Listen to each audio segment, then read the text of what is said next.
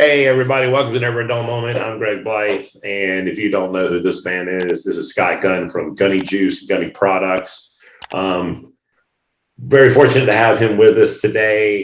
He and I have become friends for a while. I'm representing the product today. I know he's representing the product as always. Scott Gunn is coming to us from, I believe it's Omaha, Nebraska. Yeah.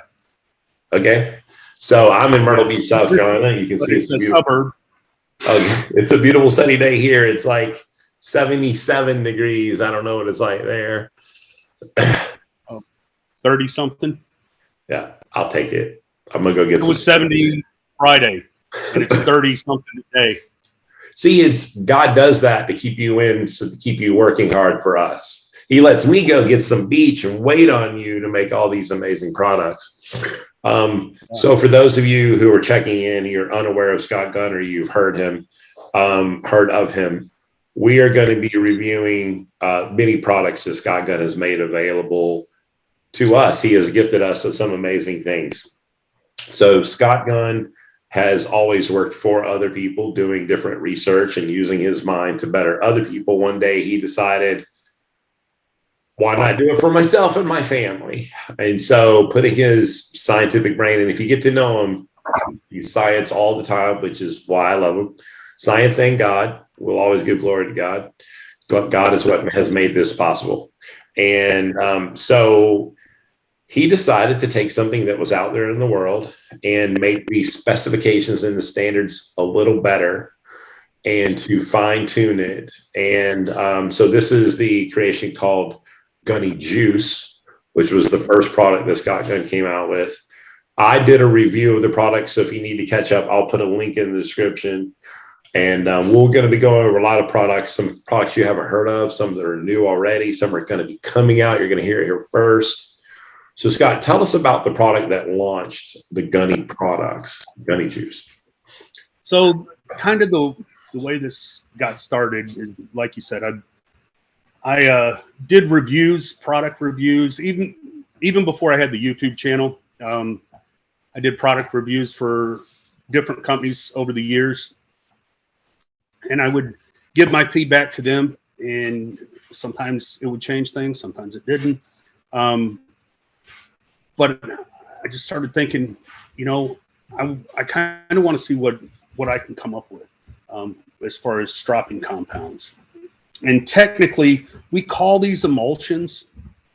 Technically, for anybody in other countries listening, it's a slurry. The reason why I call it an emulsion, they're all slurries. Ken Schwartz's stuff was a slurry, but since in the industry in America it started being called emulsions, we call it emulsions. It's, for some of them, it's a slurry and an emulsified product, but it's still a slurry.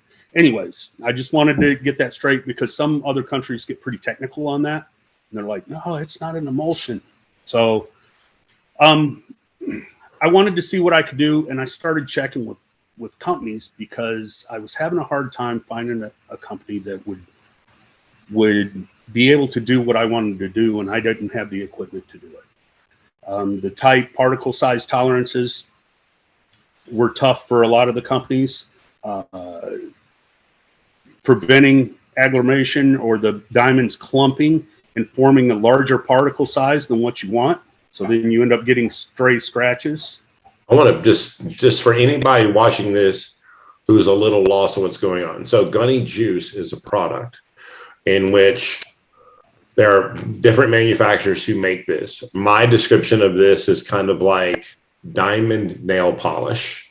It is a product that's going to be applied to a material of your choice. Scott will give you a list in just a second of preferred. So, but the goal for this particular product is at the end of sharpening an object, whether it be a knife or a tool, at the very end, there are metal pieces that are on the end of the knife that need to be removed. So the technical term would be a burr. And the Gunny Juice product coming different size particles from 30 micron or something like that. But I'm not sure. 12 micron down to now he has a new size that he's introducing today, 0.05.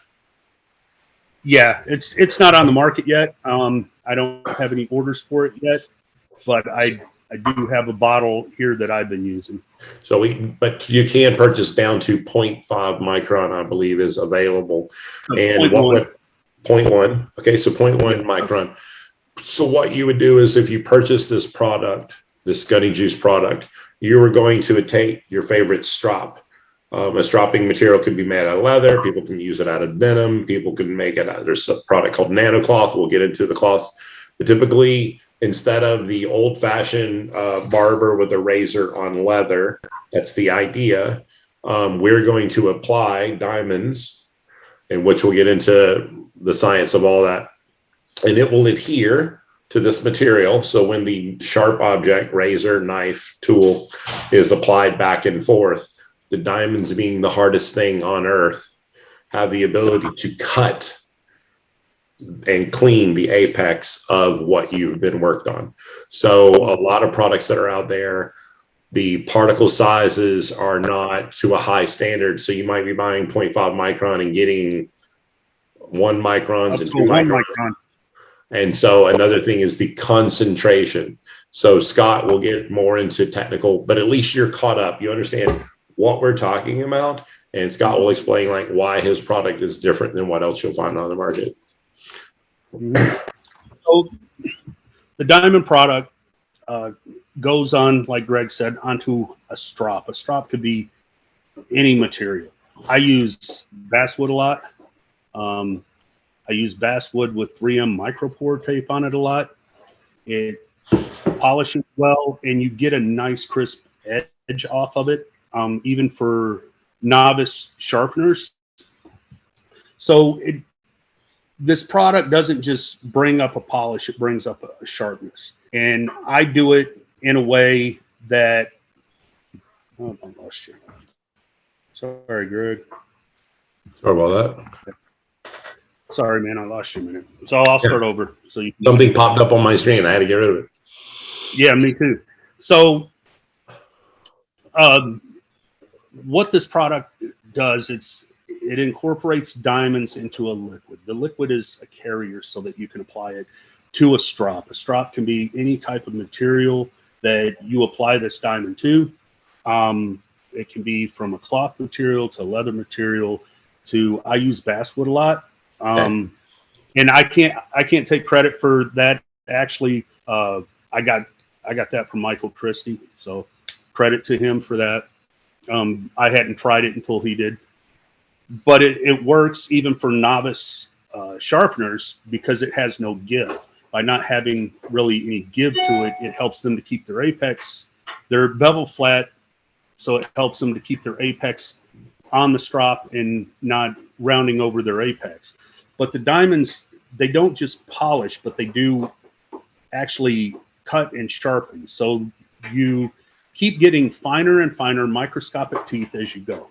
The thing with the diamonds versus like chromium oxide and things like that, when you get into higher vanadium steels, the diamonds continue to cut. So you continue to get these micro serrations, even as the apex gets finer and finer. So the one thing you'll find with Gunny Juice that you don't find so much with other compounds is other compounds, a lot of people over refine their bevel or over refine their apex. By over refining their apex, then they take out those microscopic serrations. By taking those out and making them nice and flat, you get a really good push cut, but you don't want to, your knife doesn't want to bite into a tomato or even a paper towel. It'll push cut through newspaper, phone book paper, or tissue paper, pretty, gift wrapping tissue paper, pretty easy, but it won't bite. Doesn't have that slicing bite. With Gunny Juice, you can get that high polish and keep that. It makes it a lot easier. You can get the high polish and keep it with other things too, but it takes a lot more skilled sharpener to do so. The Gunny Juice makes that easier for everybody to get a polished bevel and still have slicing bite to their edge, partially because of the higher concentration of diamond and because the particle sizes specs being so tight.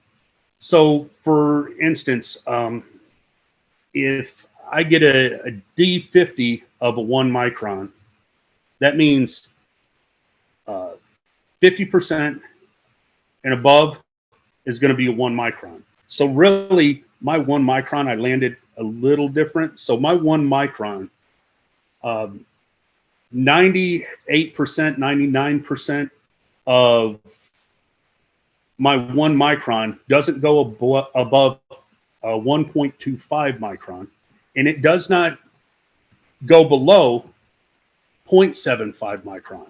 Now, the importance of that is if you go above 1.25, then you're really creating a larger scratch here and there than what you're desiring. So you're not using a 1 micron. Now, it's I'm not going to say impossible. It would get really, really expensive to get everything at exactly 1 micron. And it's not realistic because it wouldn't stay there, because the diamonds will fracture and they will eventually get a little smaller. But the importance of not going below like 0.75 micron is you have a bunch of smaller diamonds that aren't doing what you want them to do. They're not, taking out the scratches that you're wanting them to take out because they're too small. You're wanting to use a 1 micron. So you want what you're paying for. So for people who don't know, like, this product is higher concentration. So when you put it on, there's more diamonds per square inch applied, and it's more accurately the size that you were told that it was going to be. And that's one of the industry standard things that he's done to kind of set himself apart, is he gives you a higher concentration actually on there. And you can literally see them. But like when I say diamond nail polish, you see the diamonds. So they're there to cut. And then the fact that they're closer to being the same size, you don't have random scratches kind of going off. Right. And that's been a trailblazer. Yeah. And another thing that sets Gunny Juice apart is the deionization process that we're using. It's a proprietary deionization process. Another one of those things that nobody patents, because you don't want to tell everybody how you're doing it, because then they'll figure out a loophole to skirt your patent. So by deionizing the diamonds, you're creating diamonds that act like magnets of the same polarity. So they push apart. They're not like flinging apart, but they keep a certain distance. You get two things with that.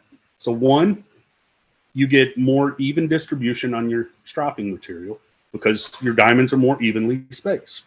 They're not buttoned up against each other. They have more even spacing. Two, you prevent agglomeration or clumping. If diamonds clump, it doesn't matter how tight your particle size specs are. If they're clumping and you've got a 1 micron diamond that clumped with 4 other ones, now you got a 4 micron diamond.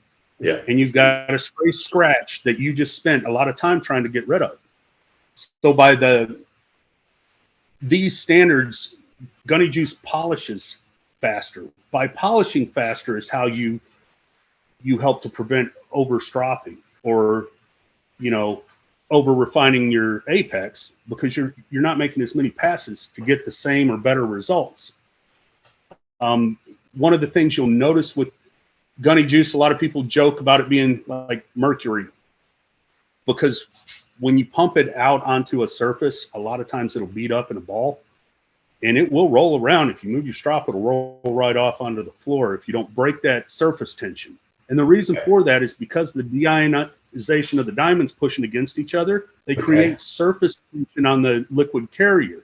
So you've got basically a little ball there. Once you break that surface tension, then your little bubble will pop and you can spread I'll it. have to try I use like art paint brushes a lot.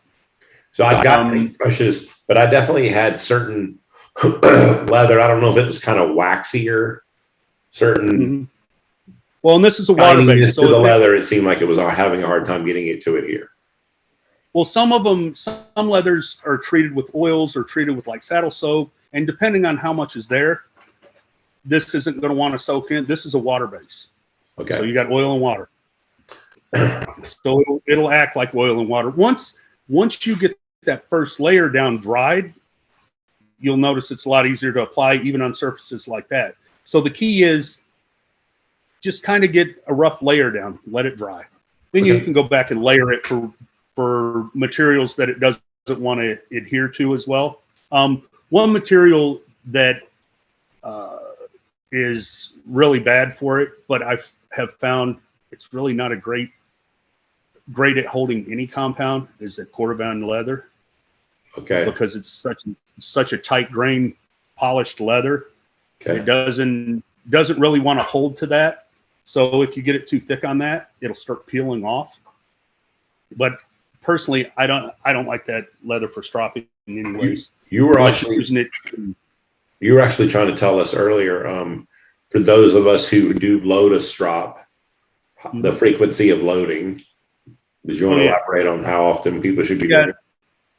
So everybody asks me, well, how many knives can I get through? Well, that depends on you.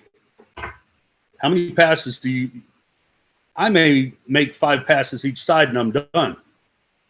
You may make 20. It just depends on that, how much pressure you're using, how much you had it loaded to begin with. There's so many factors. So what I tell everybody is when it's no longer cutting the way that I want it to cut, I'll reload it. For me, I may get 20 plus knives out of it.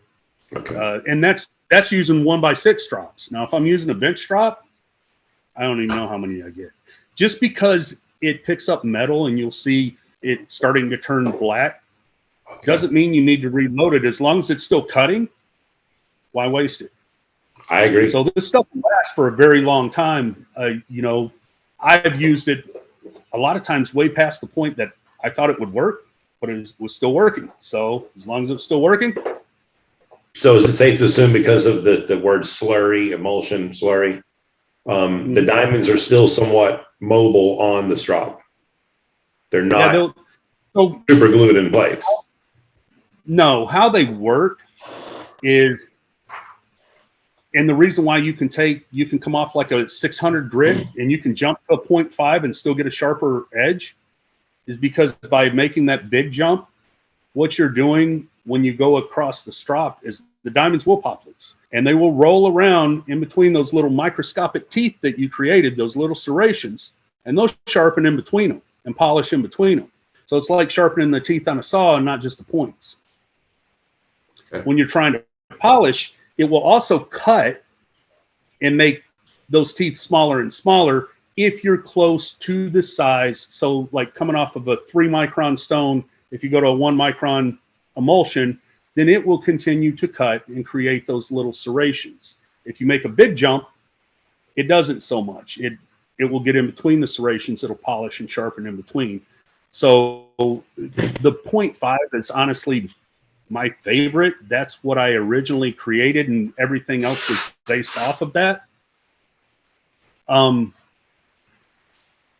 It's just really versatile. Like I can come from a 600 grit stone and I can go to the 0.5 and I still get good results. I can come off a 600 grit stone and go to the 12 and get good results too. But if I'm just looking for sharp, I still like some of the finer micron sizes. So, but this has motivated you to go beyond 5 micron or 0.5 micron. Well, because of the mirror polish people like. So the finer you go, the better reflection you're going to get. And let me explain how that works. So when you're sharpening, you get these little scratches, those scratch patterns that you see. Think of it as like a farmer plowing a field. And when his plow goes through, the dirt kind of mounds up around it. Well, you get a little burr around those scratches that does that. So even when you knock the burr off, you still have that separation. That's where you're being able to see the scratches, because light is reflecting off of that little V that you created in the side of the bevel. The finer you go with your abrasive, the smaller those scratches get, to the point where you can no longer see them with the naked eye. Doesn't mean they're not there. And you can even get them, I have put up pictures on Facebook and stuff where I've blown up an edge, a bevel 200 times, and you can't see scratches in it from going to a 0.1. it will, you can get the diamonds to polish finer than what the grit rating is because they're mobile and they roll around. So but the new super ultra low ones are more for polishing than trying to get to some new level of sharpness. Yes. That was the goal, even though it might help in sharpness. You will get to a finer and finer apex if you go through the progression. Now, if you jump from 600 to a 0.1, it'll give you some sharpness, but that's a little too big of a jump. Okay. Now, as you get finer, a lot of people have a misconception that they're cutting slower, and then they'll ask me, man, I don't know why, but I don't go through the 0.5 as fast. Technically, they're cutting faster, and the reason for that is you have the same carat weight in a 0.5 as you do the 3 micron, but the 0.5, since it's the same weight, you have smaller diamonds, you have more of them. So you're cutting faster, you're just not cutting as deep. So you're not making as deep as scratches, but you're taking more off in one swipe. If you don't mind, real quick, I'm gonna do a quick share with you so we can kind of talk about the Gunny empire as it's being created, so to speak. We have just loaded for our fans here the Gunny product website, home of Gunny Juice. As we scroll through this on the homepage, we see some other products that you have out right now. Gunny Juice we just spoke about. We see something called Gunny Glide, Gunny Magic, Gunny Slides, and I think you've even hinted there's some things you're working on that are currently not up here. Right. Before we go away from Gunny Juice, I want to talk about something that's not on the site. So I'm going to click off this page real quick and then bring it up real fast. It's not on here. So earlier we mentioned that Gunny Juice is applied to different materials, and there had been a thought process. Ken Schwartz, a leader in the industry for years. Rest in peace. Ken is no longer with us. Ken had been a pioneer in these types of products, and he had an idea for a material that had no abrasive contribution, that when you applied something to it, you got what you put on it, but the material did nothing to contribute. He believed that leather had its own abrasiveness, and if I'm using 0.5 micron, I'm not truly getting 0.5 micron because the leather itself is rougher than 0.5 micron. So the material that he came out with was called NanoCloth. I know that you've enjoyed the product. Ken sent me some. I've enjoyed the product very much. Ken controlled that product. That product is no longer available or with us. It was a Ken owned, produced, bought from Ken. In the end, he controlled everything. Ken had lost his wife. For those of you who don't know, he was very much in love with this lady, and Ken did not last much longer afterwards. So he did not leave us this magic formula for NanoCloth. You, the scientists, see the need for not only this material, but an improvement on that. So you're working on Gunny Cloth. We had seen a prototype of that available for a minute. It's not listed on your website. What's going on with Gunny Cloth? So Gunny Cloth is a different idea. And just for the record, Ken and I were friends for years, had a lot of phone conversations. I never met the man face to face, but we've had hours long conversations. If you talk to Ken, it's hours, but it's good. Oh yeah. And even after I started my own emulsion products, I mean, yes, we were in competition, but we weren't being competitive with one another. We still talked and sometimes shared ideas and things like that. So in fact, a lot of respect for the guy. If it had not been for Ken being a pioneer of emulsions, I might not have ever done this, because I might not have started using products like that and experimenting with them. So a lot of credit to Ken. May he rest in peace. Yeah, there you go.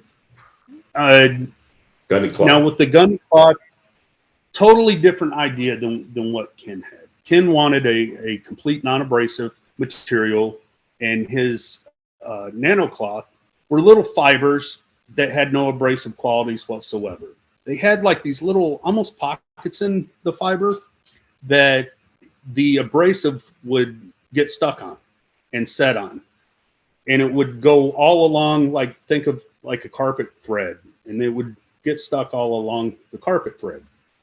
And that's the way it worked. That's how it held the abrasive, which worked well if you knew how to use it. Like it did take a little getting used to a different technique. You had different feedback. You'll notice that with a lot of stropping material once you first, just like with stones. When you first use a new stone, it has a little different feedback. You have to get used to it, and you get better with it as time goes on. Same thing with the things like that. Now, the Gunny cloth, completely different idea. It is a fibrous material that has some soft metallic resins creating the material, creating the fibers. Now, it was created to work to help polish with like gunny juice. So what happens with the soft fiber resin? Think of like a resin bonded stone or a lapping film has resin that holds the diamonds on. This doesn't load. Like you'll load it with the diamonds, but it does not load with metal. And the reason for that is that soft metallic resin wears away as you use it. Now the diamonds, some of them will come off just like with any strop, and some of them stay on. You'll notice after a while, once they really dry out, you'll see like little diamond smoke come up sometimes when you're stropping on it, and that's the diamonds pop. Okay. But it doesn't load, so you don't ever have to clean them. If they're not cutting the way you wanted, you can reload some diamonds and keep using it till the cloth wears away. Okay. I'm going to be asked, how long does it last? I haven't wore one out yet, and I started this I put these out as an experiment right at Blade Show last year. Yep. And I haven't wore one out yet. Okay, but are they currently available at all? Is nanocloth something we can buy? They're not available right now. They will be soon. And the only reason they're not right now is because I am a small business, and business is growing really, really well. I've had some supply chain issues with bottles, so that slowed the process of getting some things out. So cash flow gets tight sometimes, and right now it's a cash flow issue. Other than that, as soon as I get that cleared up, then, as soon as I get some of these products that are ordered out the door and I have more cash in, then I'll be able to purchase the Gunny cloth. But it's made and stacked. It's just how much and how quickly can I buy it? It comes in, I get it in sheets. And so we cut it to size. Last time I just cut 1x6 sizes. I did send some to Clay Allison to check out with Wicked Edge, and he seemed interested. In fact, he's bought a few of my products from me.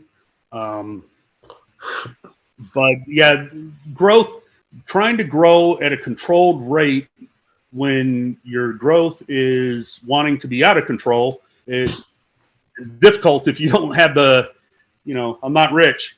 I personally would love to get some cloth for a slightly bigger bench strop. I deal with some 3,300 millimeter knives and stuff like that. And I can do that. And I can also, they work really well for people that sharpen shears that have the round discs. Okay. I can get them like a round disc. And the thing with these, they have a PSA backing. So like lapping films, you peel the back off, you stick one on. So you get aluminum blanks. And that's the other thing. I'd like to sell them with aluminum blanks, bench size, and 1x6, the 1x4s for KME. but you peel that PSA backing off, you stick it on. Once you do wear it out, peel I'm it more off like a 3-inch wide by. Yeah, I can do that. That'll be awesome. So let me go ahead and pull up. I could sell you a sheet. I'd say give you a sheet, but they're no. I'll buy it. I'll buy it. And I've got different things I can put them on. All right. So we've talked about the legendary product that launched it all. I see it comes in 10 mil bottles and 30 mil bottles. I'm assuming people get a little bit of a better deal at the 30 mil bottle. Yeah, they come in 15s too. Okay. Constantine with Gridomatic sells the 10s and the 30s. He is looking at starting to carry the 15s. Omaha Night sells the 15s. Not a lot of people don't in this country. Overseas, the 15 milliliter is the most popular, which I would think it would be here because you're paying $20 retail right now for a 10 milliliter bottle. You pay 26 for a 15. Yeah. I went ahead and pulled up real fast. So these are some of the people that are providing things. This looks a little bit more North American. It looks like. Except for Zambak. Zambak's my Australian distributor. Okay. The sole distributor I have in Australia. I have one that I got to put up here pretty soon. Taiwan. I have one in the Philippines. How about Canada? I've got Canada is that Nifty Co. Okay. And then I've got another guy that is going to be a Canadian dealer. I don't know what went wrong. I shipped him a box and they sent it back and said he refused it. And he's like, they never even brought it to me. So okay. I don't know what happened to that. Okay. I know that I remember there were some Canadian people who really were interested in all this. So moving down from the pioneering product, we have Gunny Glide. Mm-hmm. So what are we looking at here? So Gunny Glide is a lubricant. What happened with that is the success of Gunny Juice had people asking me to make all kinds of stuff.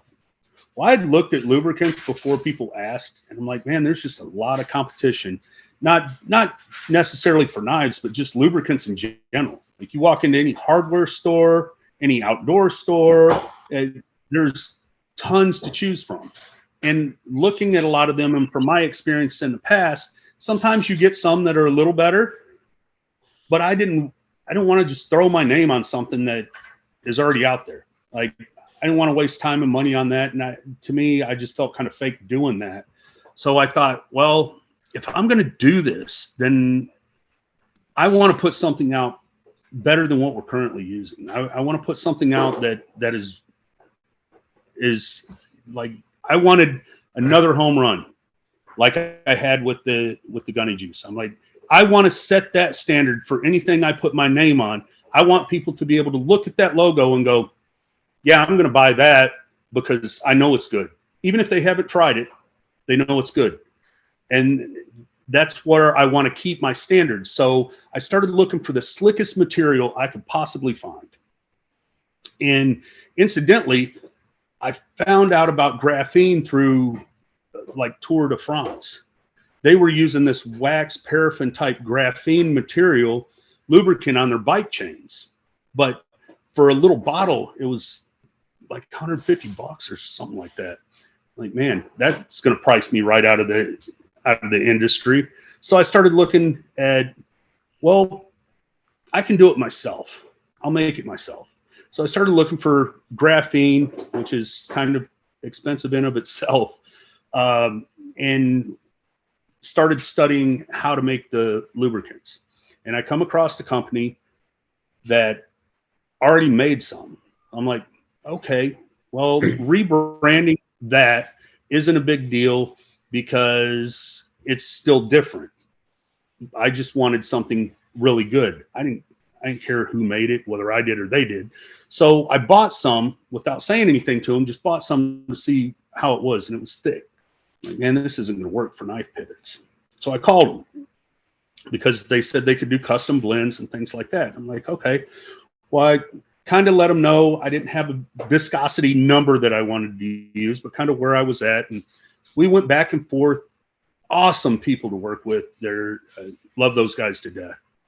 I really feel like God led me to these people to work with. And so they're sending samples back and forth. I hadn't paid a dime. Anything else I had done up to this point, everybody wanted money. So I hadn't paid a dime yet. And I had like 10 samples sitting here, and none of them really worked. And the graphene was settling out along with the other dry lubricants were settling out. And I'm like, man, I can't have this. I can't have them settle to the bottom. So we talked about it, and I remixed some stuff that they sent using their samples, using their materials. I didn't, just use all my own stuff. It was their stuff. I just remixed it, used my microwave to stabilize it, and sent it back. Yeah. I didn't have the equipment they did, but I have a microwave. So I'm like, well, this isn't going to keep it stable forever, but I can for now, and show them what I'm looking for. And so they did a great job at taking what I sent them, getting the graphene and other dry lubricants to stay suspended, which there are other graphene lubes on the market. What I noticed from them, because I checked out the competition, is either the ones with a good amount of graphene, the graphene settles to the bottom, you have to shake the bottle. And if graphene layers itself too many times, it becomes graphite and it's no longer graphene, and you change the properties of it. Okay. So, and I'll explain graphene here in just a second, but so then they sent me this product back. Now they could keep it suspended. I'm like, okay. I work in dialysis as a biomedical service specialist, so work on dialysis machines. I had a electric motor that the bearing was locked up. There's a little bearing around the end of the shaft. These motors, we have tried, I don't know, all kinds of stuff to get them freed up, and they wouldn't. They wouldn't free up. I put a couple drops around the shaft, and it was free spinning in seconds. And I'm like, yeah, this is it. You got it right. This is perfect. So that's how Gunny Glide came about. Now, graphene is a single layer, carbon layer of atoms, just a single layer. Like I said, you stack it up enough, it becomes graphite, but it changes the properties. So it's the lattice connection of this type of carbon, but it's still just carbon, creates an extremely strong, like super material. It's 200 times stronger than steel. It has more lubricity than any single substance that we know of. Okay. It conducts electricity better than any single material we know of. It transfers heat better than any single material we know of. You're really going to see graphene in everything eventually. Is that going to be harmful in any way? Like, it's carbon. Okay. So it's carbon. So we're not introducing some synthetic material. We may introduce it into synthetic materials that we're already using, but we're not introducing a new synthetic material. It's carbon. So biodegradable carbon. Eventually. Tends to last quite a while. But what that does is the graphene for lubrication, like on knife pivots, firearms, my door hinges, really anything you want to lubricate, the graphene burnishes itself into the material. So it helps to create a smoother surface. And since it has more lubricity than anything we know of, it's sliding across itself really well. And it creates wear resistance and like a super lubricity. Now, along with that, we're adding, with the Gunny lubes or other Gunny products, we're adding in other dry lubricants, molybdenum disulfide, we're, HBN, all kinds of different things. And very scientific on all the people who are listening. Yeah, right now I kind of have it listed what we're using, and I'm probably going to take that off because there's a lot of people trying to chase me. There you go. Well, I mean, you're blazing away, and imitation is the highest form of flattery.